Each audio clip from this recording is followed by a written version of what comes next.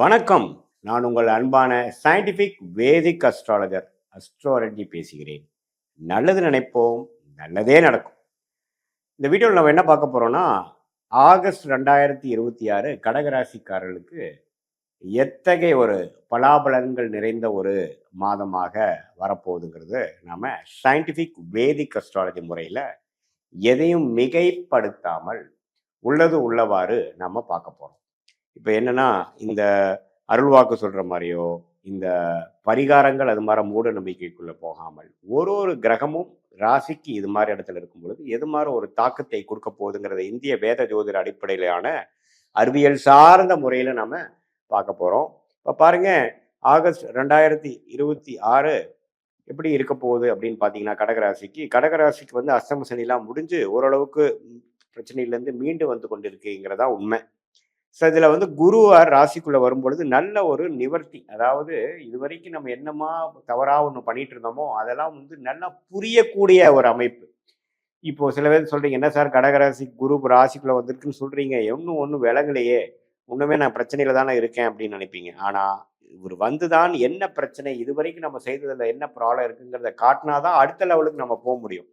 So அது மாதிரி ஒரு நல்ல விஷயத்தை கொடுக்கக்கூடிய ஒரு திருஷ்டியை உச்ச குரு வந்து ராசிக்குள்ள கொடுத்து 7, 9, 5ங்கிற அருமையான பாவத்தை பார்க்கும் பொழுது, இனிமேல் நாம நம்மளுடைய வாழ்க்கை பயணம், நம்ம செய்யக்கூடிய தொழில் அமைப்புகள், வேலை அமைப்புகளை திருத்தி கொண்டு கொஞ்சம் மாற்றி அமைத்து கொண்டு நல்ல விதமாக போய் அடுத்து வரக்கூடிய வாழ்க்கைக்கு வேணுங்கிற ஒரு அஸ்திவாரத்தை, ஃபவுண்டேஷனை செய்யக்கூடிய அமைப்பாக நாம எடுத்துக்கொள்ளலாம். ஸோ கண்டிப்பா கடகராசிக்கு குரு ராசிக்குள்ள வந்திருக்கிறார். சனி பார்த்தீங்கன்னா 9ஆம் இடத்தில் இருக்கிறார். 8ஆம் இடத்தில் ராகுவும் 2ஆம் இடத்தில் கேது இருக்கிறார். ஆனா இந்த ஆகஸ்ட் மாசம் என்ன நடக்குதுன்னா, உங்களுடைய ராஜயோகாதிபதி செவ்வாய் 12ஆம் இடத்திலும், ராசிக்குள்ளேயே பார்த்தீங்கன்னா புதனும் சூரியனும் வராங்க. ஸோ 2ஆம் இடத்து அதிபதி புதன், சூரியன் பார்த்தீங்கன்னா ராசிக்குள்ள வருவது, புதன் ராசிக்குள்ள வருவது நம்ம ஒரு நல்ல அமைப்பு. குருவோட சேருகிறார்கள். ஸோ எப்போ ஒரு குருவோட புதன் சூரியன் சேருகிறார்கள், அதே மாதிரி சுக்கிரன் 3ஆம் இடத்துக்கு வரங்கும் பொழுது நல்ல ஒரு அமைப்பு தான். அதாவது புத்தி கூர்மை உண்டு சில விஷயங்கள் செய்கிறது. இது வரைக்கும் நம்ம என்ன மாதிரி தப்பு பண்ணோங்கிறத தெரிஞ்சு இப்போ டோட்டலாக ஆல்டர் பண்ணுறது. படிக்கிற மாணவர்களுக்கெல்லாம் பார்த்தீங்கன்னா நல்ல உத்வேகமான ஒரு கான்சென்ட்ரேஷன், படிப்பு, முயற்சி, அது மூலமாக நல்ல ஒரு பலன்கள். அதே மாதிரி இந்த ஐடி, சாஃப்ட்வேர், அக்கௌண்டிங் லைனில் இருக்கிறவங்க, டெக்னிக்கல் லைனில் இருக்கிறவங்க, எலக்ட்ரானிக்ஸ் லைனில் இருக்கிறவங்க, ஆர்டிஃபிஷியல் லைனில் இருக்கிறவங்களுக்குலாம் நல்ல ஒரு தேர்ச்சி, நல்ல ஒரு புரிதல், நல்ல ஒரு வாய்ப்பு தேடி வரக்கூடிய அமைப்புகள் வேணுங்கிற ஃபவுண்டேஷனை கொடுக்கக்கூடிய ஒரு மாதமாகவும் கொஞ்சம் வருதுங்க.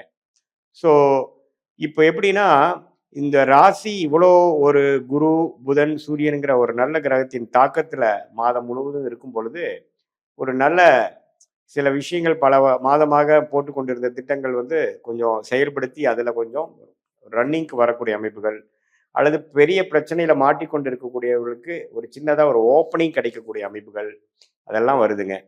அப்புறம் உங்களுக்கு மாதத்தின் செகண்ட் ஆஃப் பாருங்க, சூரியனுங்கிற தனகாரகனே 2ஆம் இடத்துக்கு போய் சில வருமானம் வரவேண்டிய பணம் கொஞ்சம் வந்து நமக்கு நிவர்த்தி பண்ற மாதிரி சில பிரச்சனைகளை வந்து நமக்கு சால்வ் பண்ணி கொடுக்கக்கூடிய அமைப்பாக நமக்கு வருது. ஸோ இதுதான் பார்த்தீங்கன்னா, அந்த உங்களுடைய ஜாதக அமைப்பில் பார்த்தீங்கன்னா, அந்த கடகராசிக்கு குரு, புதன், சூரியன், செவ்வாய் 12ல் இருக்கும் பொழுது என்ன, உங்களுக்கு வந்து ஏதோ ஒரு இடமோ, வீடோ, ஏதோ ஒரு விஷயங்கள் விரயம் பண்ணி கூட சில பிரச்சனைகள் சால்வ் பண்ணிக்கலாம். அதுக்கப்புறம் அதை ரீஇன்வெஸ்ட் பண்ணி இன்னொரு இடத்துக்கு கொண்டு போகலாம். அது மாதிரி விஷயங்களும் கொடுக்கக்கூடிய அமைப்புகள் இருக்கு. ஸோ குழந்தைகள்னால ஒரு நல்ல விஷயங்கள், வேலை தொழிலில் கொஞ்சம் முனைப்பான ஒரு முயற்சி, அதே சமயத்தில் சில ஒரு அஷ்டம சனியிலேருந்து கொஞ்சம் மீண்டு வந்து இப்போ கொஞ்சம் அடுத்த லெவலுக்கு போகக்கூடிய ஒரு அமைப்புகளும் இந்த வருஷம் நான் ஸ்டார்ட் பண்ணிட்டேன் அப்படிங்கிற அமைப்பு. ஸோ இந்த குரு பயிற்சி அற்புதமான ஒரு பயிற்சியாக இருக்கிறனாலையும், புதன் சூரியன் ராசிக்குள்ளே வருவதனாலையும், 2ஆம் இடத்துக்கும் சூரியன் வந்து மாத இறுதியில் போகிறனாலையும் நல்ல ஒரு அமைப்பு. குருவால் எல்லாமே ஓரளவுக்கு திருட்பலம் பெறுகிறார்கள். அதே சமயத்தில் 9ஆம் இடத்தில் இருக்கக்கூடிய சனியை குரு பார்க்கிறதும், அப்பா சார்ந்த விஷயங்கள், அவங்களோட எழுத்து பூர்வீக சம்பந்த விஷயங்களுக்கு அவங்களுக்கும் கொஞ்சம் நமக்கு நல்ல ஒரு அமைப்புகள் இருக்கு. சுக்கிரன் 3ஆம் இடத்துல இருக்கிறனால 3ஆம் இடத்துல மறைந்து செவ்வாய் சனி இருக்கும் பொழுது உங்களுடைய இடம், வீடு, வண்டி, வாகனம் அது மாதிரி விஷயத்துல கொஞ்சம் கேர்ஃபுல்லா இருங்க. முயற்சிகள், அதாவது நீங்க வந்து வண்டி வாங்குறது, வண்டி மாத்துறது டக்கு டக்குன்னு பண்ணாம ரோட்ல போறப்போ கொஞ்சம் கேர்ஃபுல்லா போகக்கூடிய அமைப்பு. இதெல்லாம் வந்து கொஞ்சம் முக்கியமான ஒரு அமைப்பாக கடகராசிக்காரர்களுக்கு 2026 ஆகஸ்ட் மாதம் பொது பலனாக வருகிறது. இது பார்த்தீங்கன்னா மேலோட்டமாக பார்க்கும் பொழுது ஓரளவுக்கு நல்ல அமைப்புகள் இருந்தாலும் இப்போ கொஞ்சம் அப்படியே நீங்கள் செய்கிற விஷயத்துக்கு உடனே பலன் கிடைக்கலினாலும் செப்டம்பர் அக்டோபர் நவம்பரில் நீங்கள் ஆகஸ்ட் மாதம் இது மாதிரி சில விஷயங்கள் டெசிஷன் எடுத்து நீங்கள் பண்ணீங்களோ, யாரை கான்டாக்ட் பண்ணி பண்ணீங்களோ, அல்லது மாணவர்கள் வந்து எது மாதிரி லைனில் நீங்கள் போய் ஜெயிக்கலான்னு முடிவு பண்ணீங்களோ, அல்லது வியாபாரிகளாக இருக்கட்டும், சீனியர் சிட்டிசனாக இருக்கட்டும், என்ன சிந்தனை வந்ததோ அது பிற்காலத்தில் ஒரு நல்ல பலன்களை கொடுக்கக்கூடிய ஒரு அமைப்பாக கடகராசிக்காரர்களுக்கு இருக்கு. இது பொதுவான பலனே தவிர உங்களுடைய பிறந்த தேதி, பிறந்த நேரம், பிறந்த உரை வைத்து திருக்கணித பஞ்சாங்கத்தில் ஜாதகத்தை போட்டு நம்மளுடைய கன்சல்டேஷனில் நீங்கள் பார்க்கும் பொழுது உங்களுக்கு எது மாதிரி தசாபுக்திகள் போய் கொண்டு இருக்கிறது, எது மாதிரி அமைப்பு உங்கள் ஜாதகத்தில் இருக்குது, சயின்டிஃபிக்காக எப்படி தெரியுது, டிகிரி அடிப்படையில் பார்க்கும் பொழுது கர்மா எப்படி வேலை செய்யுது, பாஸ்டில் எப்படி வந்தீங்க, இப்போ ப்ரெசன்ட் எப்படி இருக்குது, ஃப்யூச்சர் எப்படி போக போகுது, நீங்கள் எது மாதிரி முடிவுகள் எடுக்கலாம், ஏன் இது மாதிரி ஒரு சூழ்நிலை நமக்கு வந்தது, இதுலேருந்து எப்படி நம்ம தப்பிக்கலாம், எந்த மாதிரி திசையில் நம்ம வந்து வாழ்க்கை பயணத்தை நம்ம மேற்கொள்ளுமான்னு பண்ணணும்னா ஒரு நல்ல ஒரு அமைப்புல ஒரு பிரச்சனை இல்லாத ஒரு அமைப்புக்கு ஃப்யூச்சரில் நம்ம போக முடியும். எது மாதிரி துறை நமக்கு யோகமாக இருக்குது, எது மாதிரி துறை யோகம் இல்லை, எப்போ கடன் அடையும், எப்போ நமக்கு வந்து பெரிய பிரச்சனைகள் முடிவு வரும், எப்போ உடல் உபாதைகள் குறையும், எப்போ கல்யாணம் ஆகும், எப்போ வந்து குழந்தை பேர் கிடைக்குங்கிற மாதிரி வாழ்க்கைக்கு வேணுங்கிற எல்லா விஷயங்களும் நம்மளுடைய தசா புக்தி அந்தர சூக்ஷமத்தை இப்போ நம்ம பேசின கோச்சார ஜோதிடத்தையும் சேர்த்து வைத்து பார்க்கும் பொழுது நல்ல அமைப்பாக நமக்கு வந்து இந்த ஒரு மாதம் வந்து ஃப்யூச்சருக்கு வேணுங்கிற எல்லா முடிவுகளையும் எடுக்கக்கூடிய ஒரு அமைப்பாக எப்படி வருதுங்கிறதையும் நம்ம கண்டிப்பாக பார்க்கலாம். இப்போ பாருங்கள், சில பேர்த்துக்கு பாருங்கள், தொழில் பண்ணலாமா, வேலை பண்ணலாமாங்கிறது ஒரு சந்தேகம் வரும்.